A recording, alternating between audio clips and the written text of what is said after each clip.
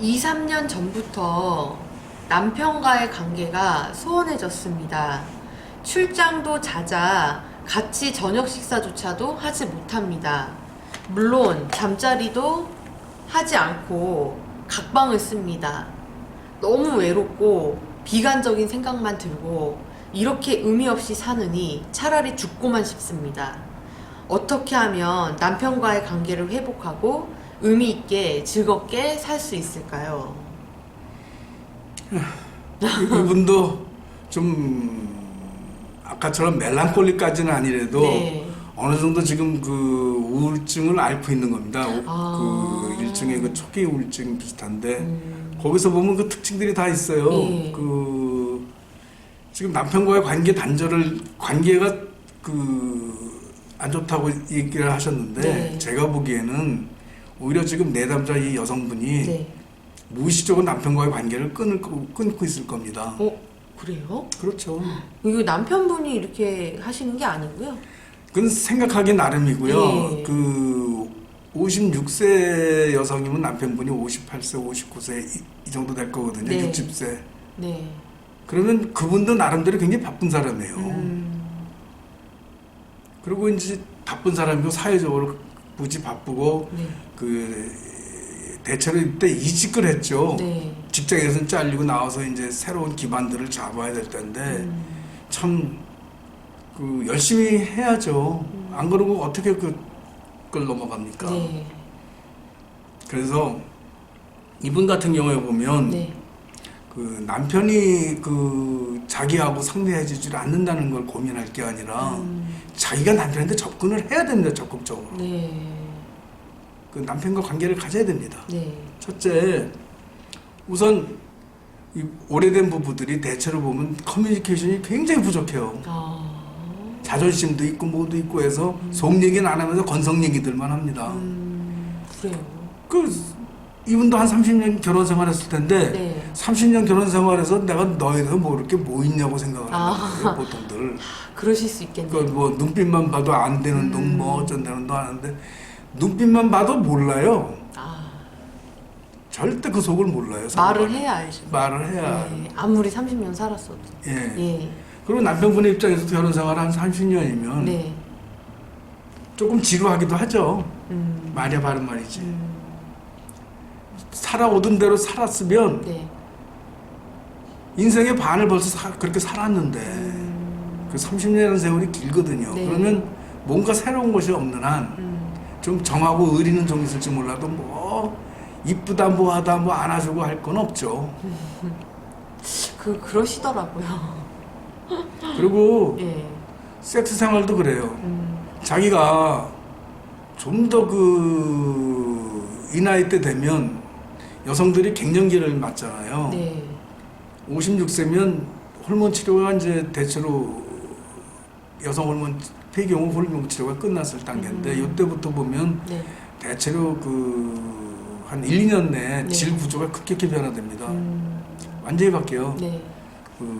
질 위축증이 오는데 그 질벽에 있는 그 콜라겐층, 진피층의 네. 콜라겐층이 네. 90%가 없어져가지고 극히 얇아지고 또 질이 위축이 와가지고 좀 좁아지고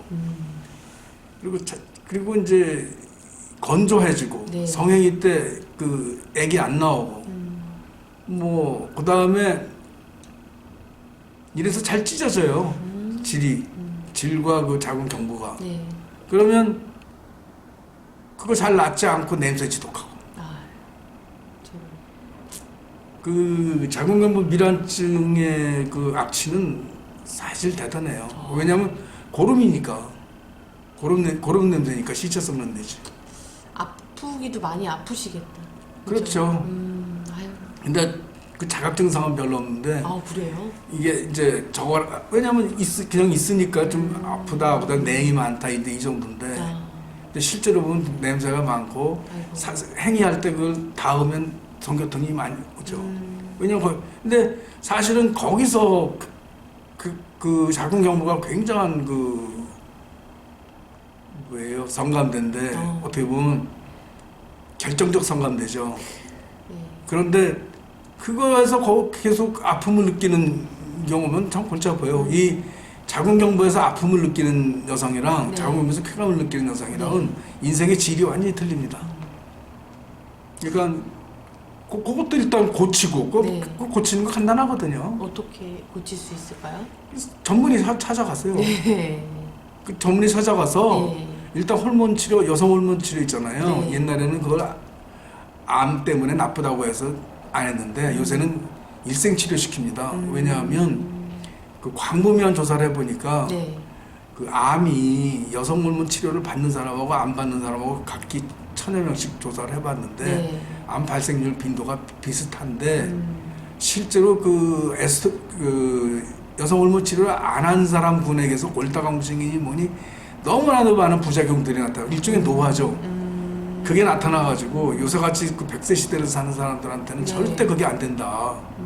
최소한 또 몇십 년 정도 더 여성 호르몬이 몸에 있게 만들어야 한다. 네. 이게 이제 요새 이론이라서 그렇게들 하거든요. 그러면 호르몬 치료 받으세요. 받으시면 받고 질 성형 좀 하고 네.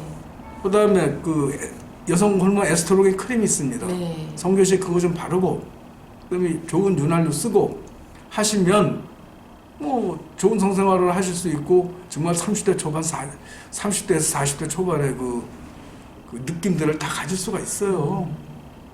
아니 남자들은 요새 비아그라라는 게 생겨가지고 또 남자들도 그냥 노인네가 돼도 팔팔하게 성행위를 하는데 여자가 안 한다고 넘어자고 빠지면 그 남자 보고 밖에 나가서 바람 피란 얘기 아니야. 자기가 적극적으로 상대를 안 해주면. 어떻게 생각하세요? 그 이분 같은 경우에는 일단 잠자리를 회복을 해야 되는 건가요, 그러면? 아니요. 잠자리 남편인데 네. 어쨌든 남편하고 사는 거는 네. 남녀가 사는 건데 네. 남녀가 살면 왜 결혼했습니까? 섹스하고 애기 낳고 잘 살려고 결혼했는데 근데 이분 같은 경우는 일단 아기는 낳았고 아기 낳아서 이제 뭐 많이 독립해서 키웠고. 나갔겠죠. 네. 지금 뭐 56세 정도면 뭐 대학은 졸업했을 것 같고. 네. 그런데 이제 그러니까 이제 혼자밖에 안 남는 거예요, 이게. 그러면 남편하고 30년 결혼 생활은 맨날 똑같은 얘기 밥 먹었어? 안 먹었어? 밥 있어? 없어? 이거 하고. 그래서 뭐 그거 하고. 그 다음에 각방 쓰니까 쪼록 자기 방으로 들어가 버리면 끝이잖아. 하루에. 아침 되면 안 먹고 나갈 거고. 네. 안 해줄 거고. 그럼 부부관계를 회복할 길이 없는 거예요. 시간도 없는데. 그러니까 좀 더 적극적으로 나가야 돼요. 이거는 그 여성이 적극적으로 나가야 돼요. 부부 관계 회복을 위해서요. 예. 그 잠자리.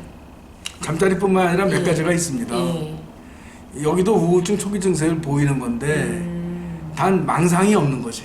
아, 망상은 없는 우울증 초기 증세. 예. 그 대신에 이제 자기 비난은 좀 하는데 그것처럼 심하지는 않고 그리고 바로 이제 여기도 또 상담을 응해오지 않습니까? 어떻게? 네. 그러면 이분 같은 경우도 어느 정도는 건강한 거야. 아, 일단은. 예. 네. 근데 이제 자기 비하하는 거하고 네. 이 대상하고 단절된 거 네네. 그리고 그 남편하고 그래서 그 관계로 인해 가지고 단절돼 버리는 거. 그러니까 남편하고 단절돼서 우울증이 오고 그 우울증이 또 다시 자기가 세상하고 단절시키고 또 남편하고 또 단절시키고 하는 그 악순환 사이클에 빠져 있거든.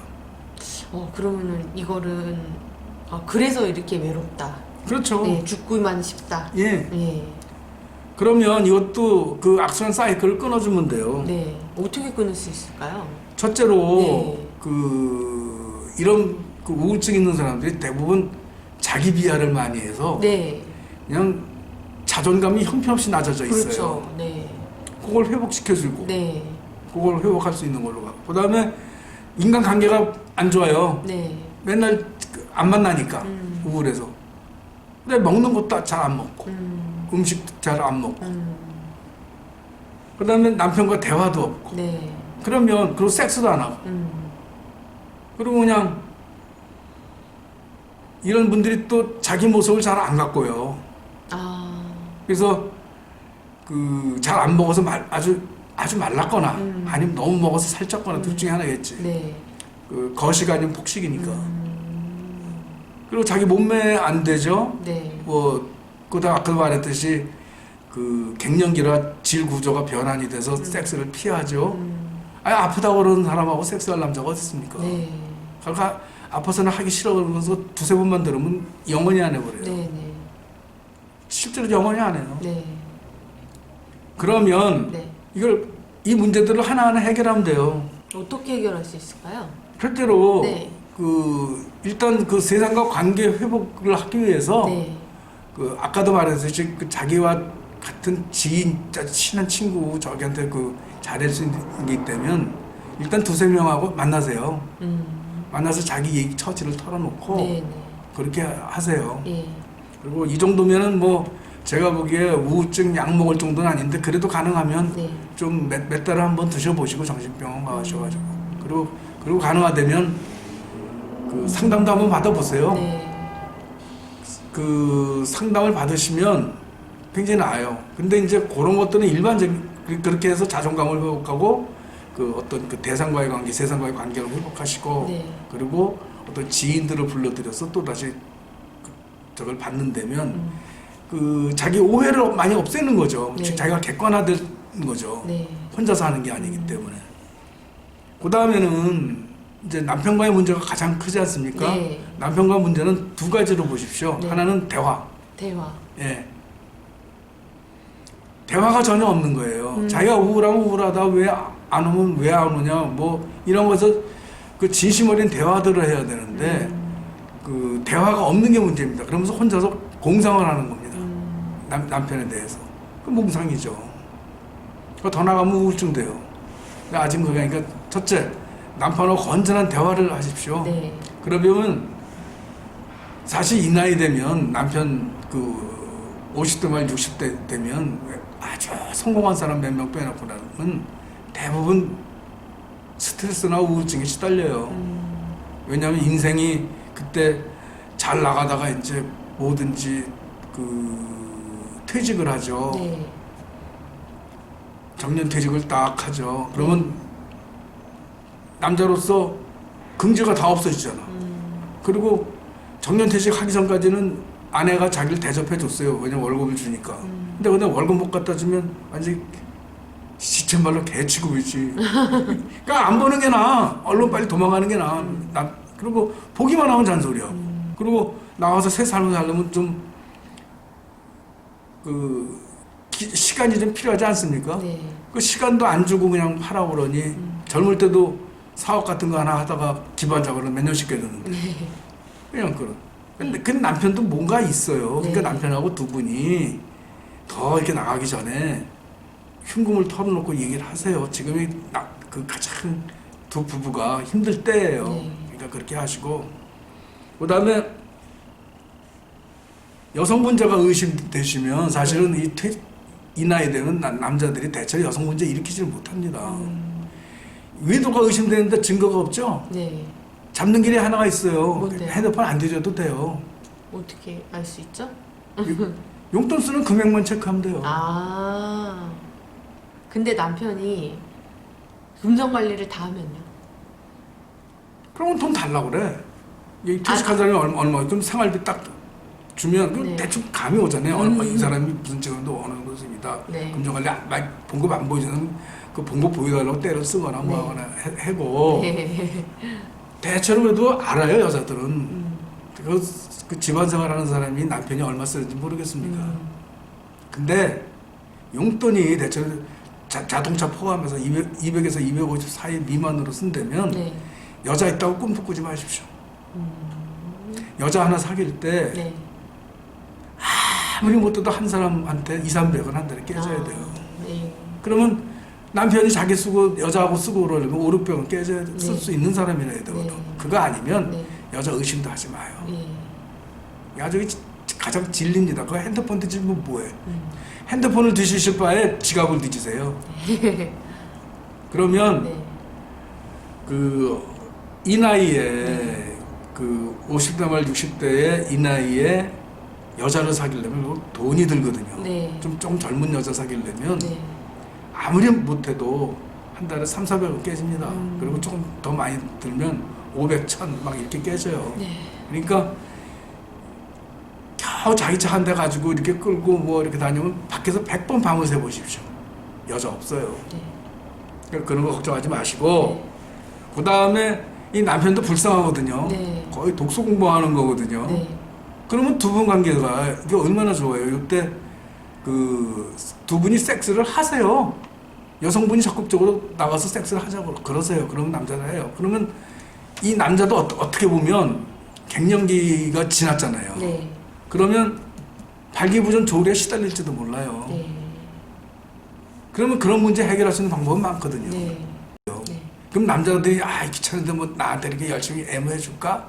뭐 이러는데 그걸 유도할 수 있는 방법은 간단합니다. 네. 칭찬을 해주세요. 성적 칭찬을. 애무 잘한다. 그리고 페이킹을 하더라도 막 그냥 막 흥분해서 넘어가는 것 같고 막 그리고 혹시 여성 사정하는 분이 있으면 창피하지 말고 사정 대리하면서 당신이 이렇게 잘해. 뭐해? 이런 식으로 이끌면 좀 다양화하면 누구보다도 그 섹스를 바라고 있는 게 남편일 수가 있어요. 네. 그 마누라하고 섹스를 바라는 게 참 그 남편도 사실 어떻게 보면 애처롭거든요. 그 나이면 돈 없지, 직업 없지, 내지는 있어도 빈약하지. 그리고 명예도 없어 나이 들면. 아유. 네. 근데 그러면 같이 서로가 부둥켜 안고 이해하고 위로해주고 해도 모자랄 바래. 그래서 그 여성분이 네. 남편의 사랑을 다시 찾을 수 있는 방법이 있습니다. 이 남자는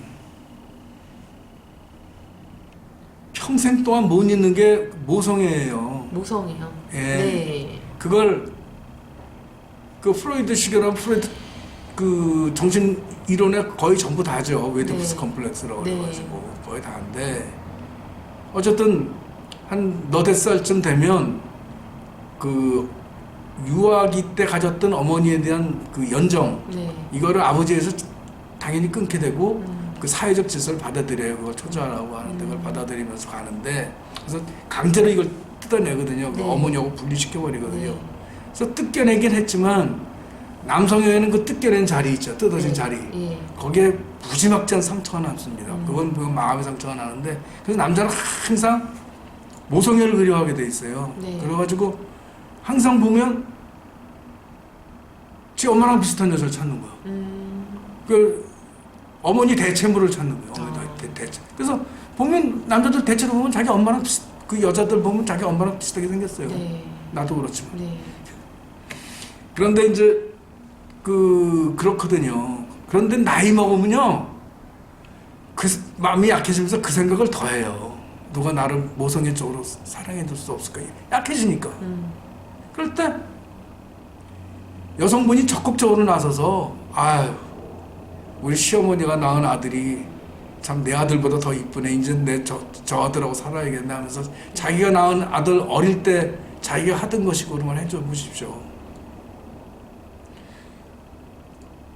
남자 깜빡 죽어요 그럼.